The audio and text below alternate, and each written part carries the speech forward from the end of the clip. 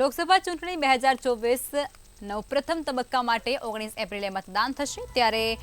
કલમ 370 હટાવ્યા બાદ જમ્મુ કાશ્મીરમાં આ પ્રથમ ચૂંટણી છે ત્યારે થોડા દિવસોમાં રાજકીય પક્ષો દાળ સરોવરમાં રહેતા લોકોને આકર્ષવા માટે ચૂંટણી પ્રચાર અને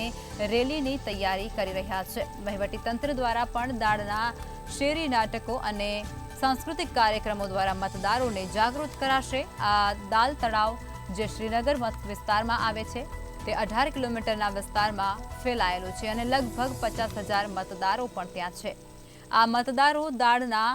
વિવિધ ભાગોમાં હાઉસબોટમાં સ્થાપિત 30 જેટલા મતદાન મથકોમાં તેમના મત અધિકારનો ઉપયોગ કરશે એટલે કે ચૂંટણી પ્રચારથી લઈ અને નેતાઓની મુલાકાતો અને મતદાન સુધી બધું જ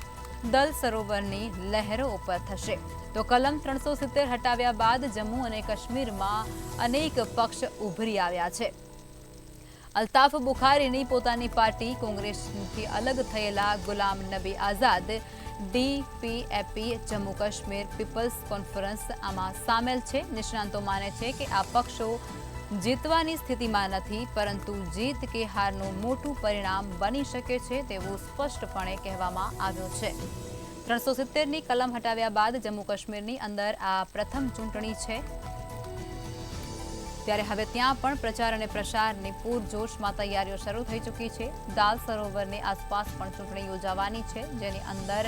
50,000 જેટલા મતદાતાઓ છે તેઓ પોતાનું અમૂલ્ય મત આપી અને સત્તા પર પાર્ટીને લાવશે ત્યારે અનેક પાર્ટીઓ અહીં ઉભરી આવી છે પરંતુ કોઈ પાર્ટી જીતે તેની શક્યતા ખૂબ જ ઓછા પ્રમાણમાં જોવા મળી રહી છે છતાં પણ આ બધી જ પાર્ટીઓ છે તેઓ પરિણામમાં ચોક્કસપણે કંઈ ને કંઈ નવાજૂની કરી શકે છે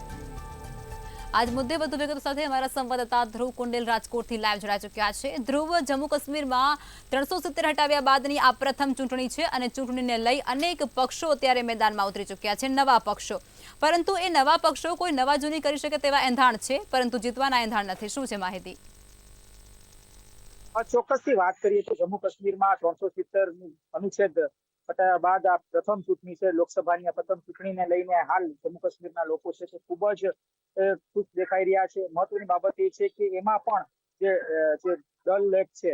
જે ખૂબ જ મહત્વપૂર્ણ સ્થાન ધરાવે છે અને ખાસ તો પર્યટનની દ્રષ્ટિએ પણ ડલ લેક છે તે ખૂબ જ મહત્વપૂર્ણ સ્થાન ધરાવે છે તેમાં 50,000થી વધારે જે મતદારો છે તે પણ અત્યારે એક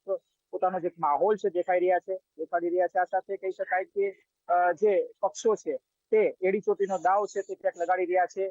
પક્ષ છે તે ક્યાંક એવું ઈચ્છી રહ્યા છે કે ડલ લેકમાં ક્યાંક તેઓ પોતાનું જે વર્ચસ્વ છે સ્થાપી શકે પણ ક્યાંક હાલ જે